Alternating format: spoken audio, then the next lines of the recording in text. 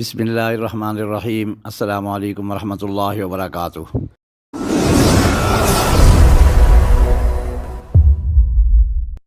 روحانیت کے جہاں سے آپ کا بھائی آپ کی خدمت میں ایک بار پھر حاضر ہے۔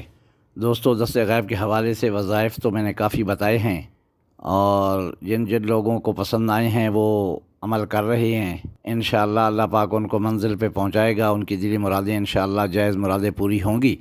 تو آج میں نے سوچا کہ دست غیب کے حوالے سے کسی قسم کا کوئی مسئلہ ہو، مالی پریشانی ہو، گھر میں بے برکتی ہو، لڑائی جھگڑے ہوں، یا پیسہ پورا نہ ہوتا ہو، یا قرض کے نیچے ڈوبی ہوئی ہیں، اس سلسلے میں ہو، تو اس سلسلے میں آپ کو ایک نماز بتاؤں کہ وہ نوافل آپ پڑھیں تو اللہ پاک آپ کی غیبی امداد فرمائیں۔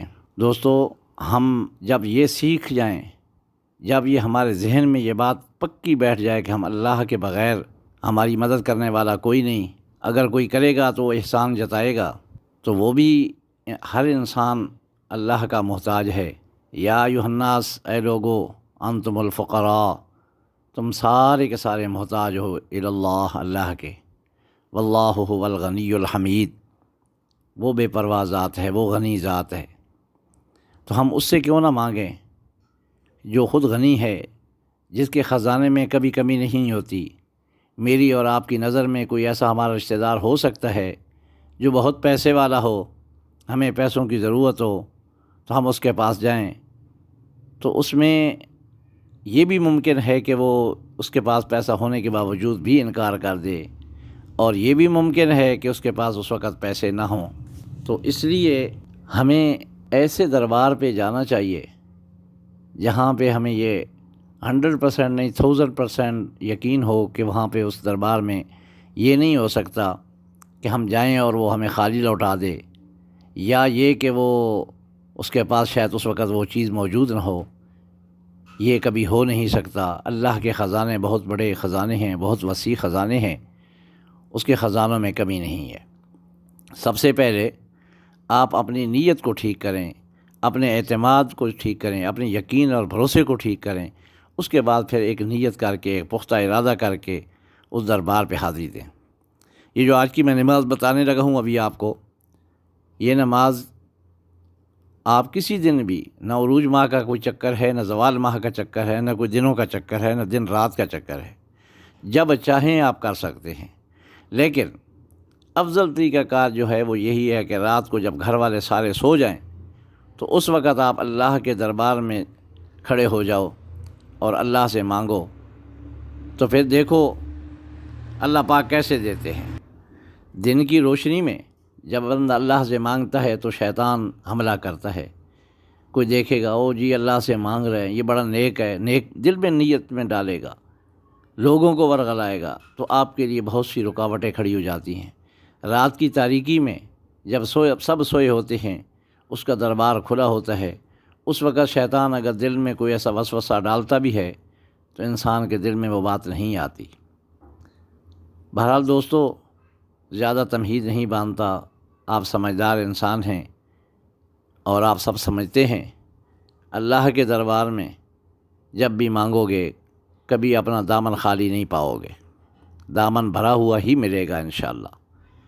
تو دوستو، اس عمل کا طریقہ کار کچھ اس طریقے سے ہے کہ آپ نے جب یہ نیت کر لی کہ میں نے یہ نوافل پڑھنے ہیں، تو سب سے پہلے آپ توبہ استغفار کریں، اور وضو کرنے کے بعد توبہ استغفار کریں، اللہ سے اپنے گناہوں کی معافی مانگیں، بلکہ اگر ہو سکے تو 2 رکعت نماز نفل توبہ کی نیت سے پڑھ لیں۔ پڑھنے کے بعد اللہ سے گڑ گڑا کے اپنے گناہوں کی معافی مانگیں۔ اس کے بعد آپ نے 4 رکعت نماز نفل کی نیت کرنی ہے۔ نوافل جو ہوتی ہیں وہ 2 رکعت ہوتے ہیں، لیکن یہ نوافل آپ نے 4 رکعتیں اکٹھی پڑھنی ہیں۔ آپ پڑھنے کا طریقہ کار جو ہے وہ ایسے ہوگا کہ پہلی رکعت میں آپ سبحانک اللہم پڑھیں گے، اس کے بعد سورۃ فاتحہ پڑھیں گے۔ سورۃ فاتحہ پڑھنے کے بعد آپ نے سورۃ اخلاص قل ھو اللہ احد جو سورت ہے، یہ والی سورت آپ نے 10 بار پڑھنی ہے۔ 10 بار پڑھنے کے بعد آپ رکوع میں چلے جائیں گے، سجدہ کریں گے۔ سجدہ کرنے کے بعد جب آپ دوبارہ کھڑے ہوں گے تو پھر آپ نے دوسری رکعت میں سورۃ فاتحہ سے دوسری رکعت کو شروع کرنا ہے، الحمدللہ رب العالمین۔ تو یہ سورۃ فاتحہ پڑھنے کے بعد آپ نے سورۃ اخلاص ہی دوبارہ پڑھنی ہے، لیکن پہلی رکعت میں آپ نے 10 بار پڑھی تھی تو دوسری رکعت میں آپ نے 20 بار پڑھنی ہے۔ اس کے بعد آپ نے رکوع سجدہ کرنا ہے، اس کے بعد التحیات بیٹھ جانا ہے۔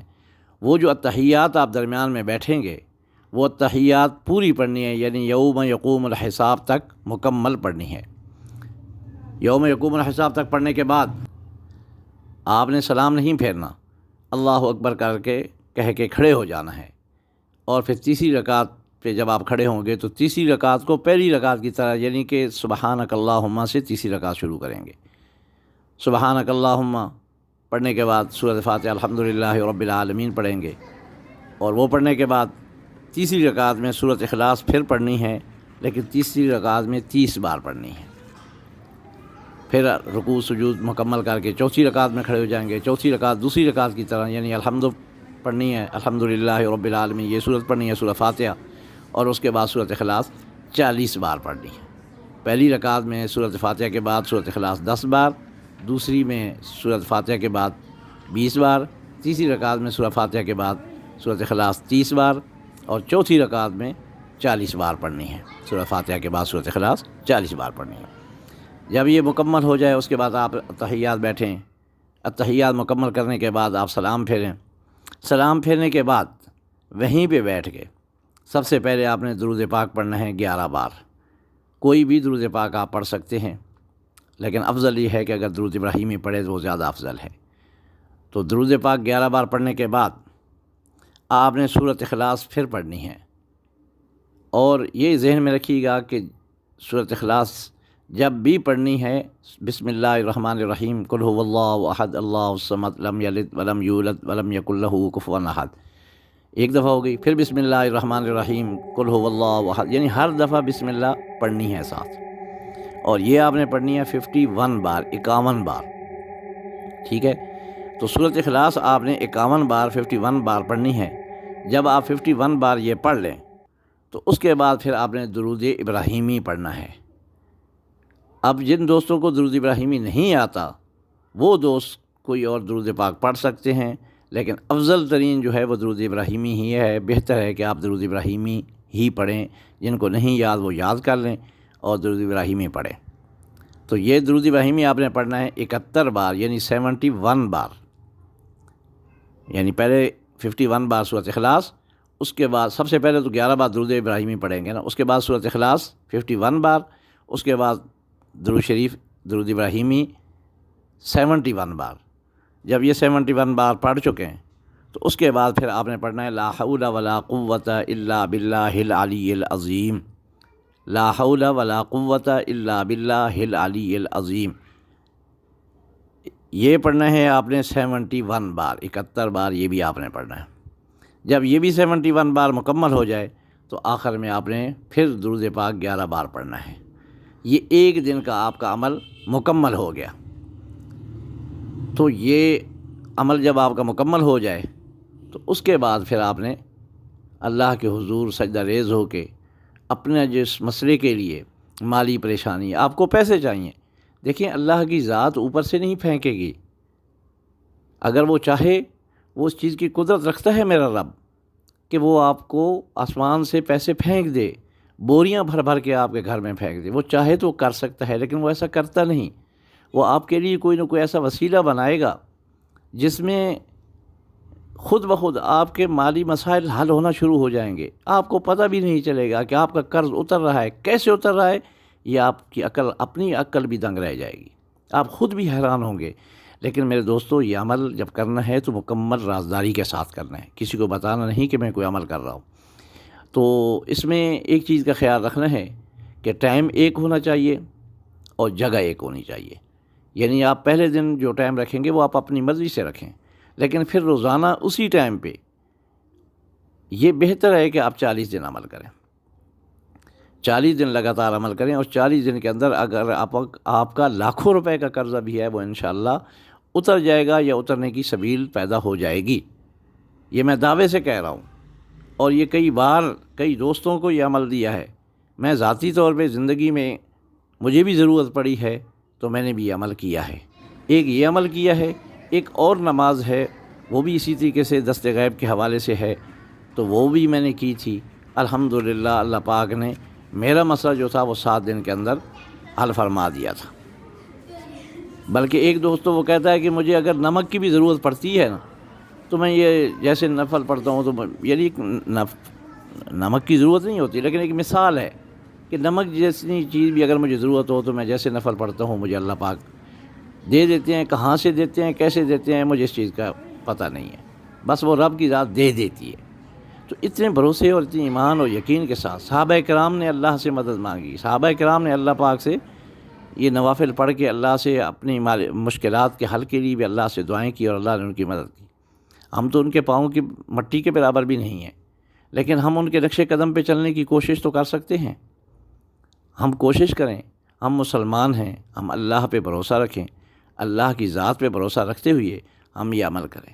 دوستو، اس عمل کو معمولی مت سمجھنا، یہ آپ لگاتار کر لیں۔ دیکھیں دنیا کے کاموں میں ہم دن رات لگے رہتے ہیں، ہم محنت کرتے ہیں، پھر بھی ہمیں کچھ نہیں ملتا۔ یہ 40 دن میرے کہنے پہ ایک بار کر لو یار۔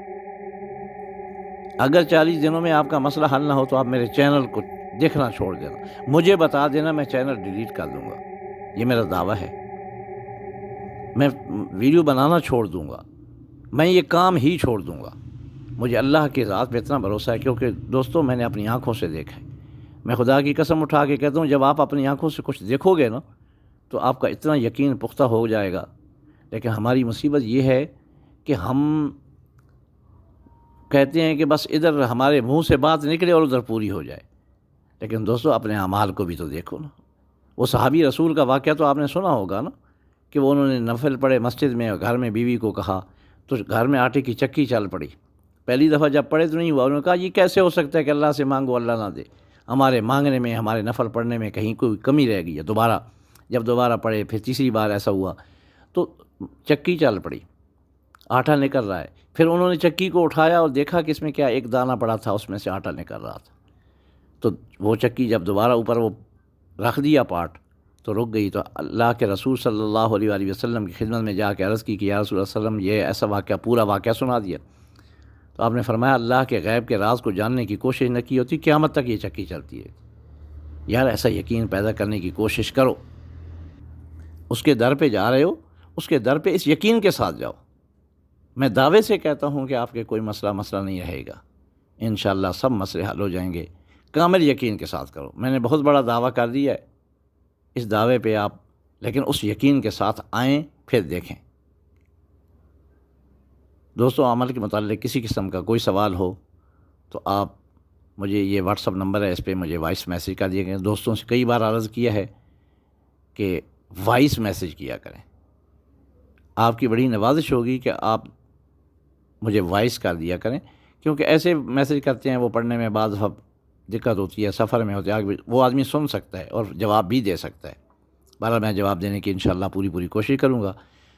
دعاؤں کی درخواست ہے۔ ملتے ہیں بہت جلد ایک نئی ویڈیو کے ساتھ۔ جزاکم اللہ فی الدارین خیرا کثیرا۔ وہ جو دوسری نماز والی میں نے بتائی ہے دست غیب کی، وہ بھی انشاءاللہ بہت جلد ویڈیو اپلوڈ کر دوں گا۔ السلام علیکم ورحمۃ اللہ وبرکاتہ۔